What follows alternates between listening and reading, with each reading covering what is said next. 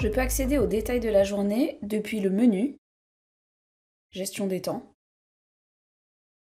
ou bien directement depuis le planning, grâce à un clic droit sur la journée sélectionnée. Ici, lorsque la saisie des temps a été effectuée, que ce soit du pointage, du déclaratif ou de la gestion par exception, l'objectif c'est de retrouver en détail la journée du collaborateur et de vous montrer ce qui s'est généré de façon automatique et ce qui peut ensuite redescendre dans un outil de paye. En haut, je retrouve en bleu ce qui était planifié et en rose ce qui est réalisé. Au niveau du planifié, on peut avoir des horaires variables, fixes, afficher la pause du midi ou non, c'est ouvert à la personnalisation. Au centre, je retrouve des événements, des rubriques, des pointages ou des anomalies. Ici, je suis dans le cas d'un salarié qui badge et ce sont bien les pointages ici qui vont générer les événements de présence. La solution me dit mon collaborateur était bien présent de 9h à 12h30 et de 13h30 à 18h30. Au niveau des badgeages, on retrouve de tout.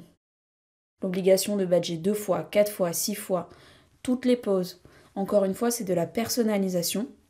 Et l'outil peut intégrer la notion de recadrement, c'est-à-dire la prise en compte d'un temps autorisé pour badger. Pour par exemple prendre en compte les étages à monter, le temps d'habillement, peu importe. Cette présence va venir générer des rubriques ou des variables de paye et on va décider par la suite quelle variable va redescendre vers la paye ou pas. Ici, la présence a généré 7,5 heures payées, 1 heure supplémentaire, l'acquisition d'un RTT et l'acquisition d'un ticket restaurant.